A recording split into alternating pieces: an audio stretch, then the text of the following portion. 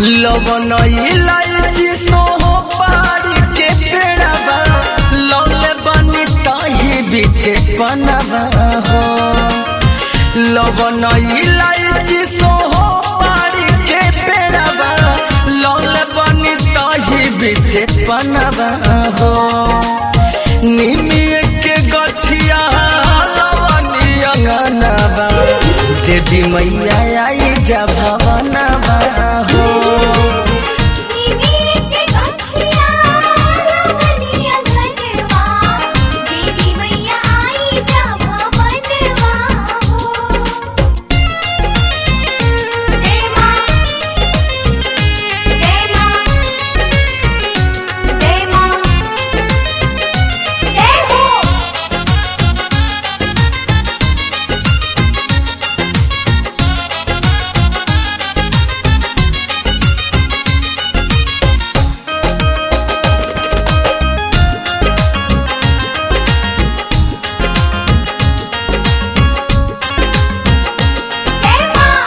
पौआ पखारब मैया गंगा जी के जल से भोगा वाला गायब पंच मेवा मिश्री फली से।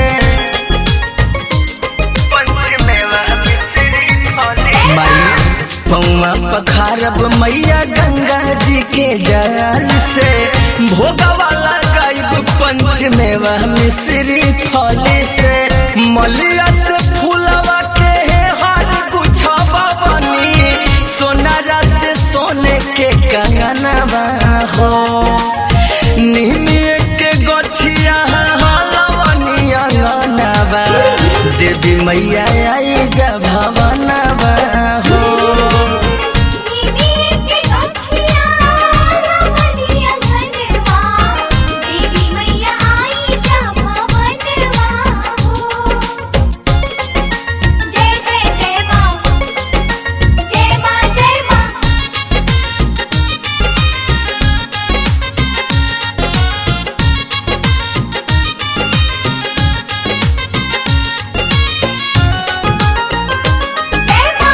मेहदी महावर लैली अंगूरी के मुनारी लाल रंग में रच के रंगौले बानी चुनरी।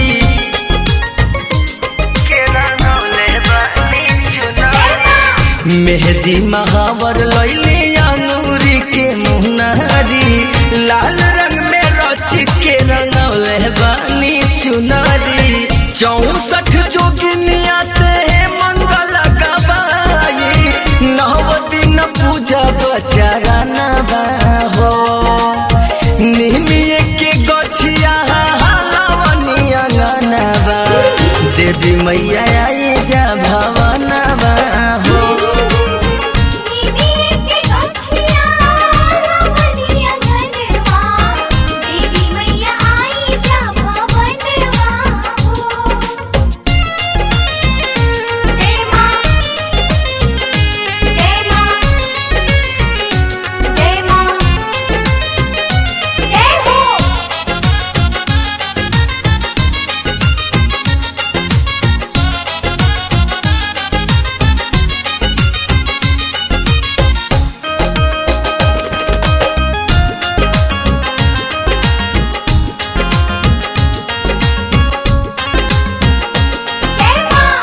पंडा पुजारी जी से पाठ करवाई राज गाजीपुरी उपेंद्र के बोलाई।